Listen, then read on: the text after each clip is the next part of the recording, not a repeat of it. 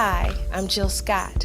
This Black History Month, Verizon is celebrating innovators and pioneers whose inner strength has shaped our world. See their stories and be inspired to craft your own.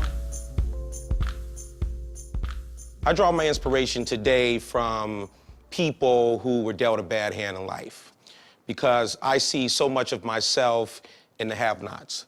When I was young, I made a lot of poor choices as a young teenager and got myself in trouble and was sent away. And it was during that period of my life when I hit rock bottom that I discovered food, I discovered education.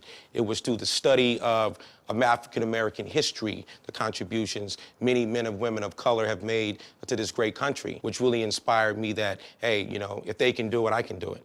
I realized I had to study the best in the business.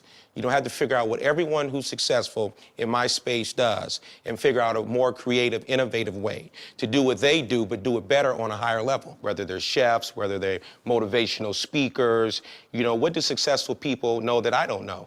Well, when I think of innovative people in my industry, early when I was an apprentice as a cook, some 15 years ago, it was the likes of B. Smith. She was one of the first chefs of color on television with a home collection and cooking on TV. She was a true inspiration to me and gave me hopes that one day maybe I can do the same. To be a chef, to be in any profession, technology is the daily mantra. Technology and social networking really helped me build my brand as a chef and inspirational speaker as well, because I'm able to communicate with my fan base, other professionals in the industry, and things like that really help me get my message out there about food, my love of cooking, my love of food, and my love of giving back and transforming people's lives. Young people have so much potential, but no one has ever told them that. And how I try to connect to them is by sharing my story. And I always tell them, it doesn't matter who you are, where you come from, the color of your skin, until you take your last breath, it's never too late. I turned my life around at the age of 27. I came to Vegas in the year 2000, and I became the first African-American executive chef at the world-renowned Bellagio Hotel. And from a professional standpoint, that is probably the biggest accomplishment of my career. The part of my life that I'm most proud of is that I survived.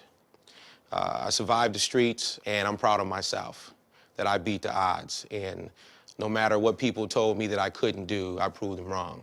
And once you discover who you are and you discover your gift, that, the world is yours. I mean, if you put in the work, the sacrifice, and you get creative, and you're driven, and you're passionate, and you're focused, all these things are part of the mix.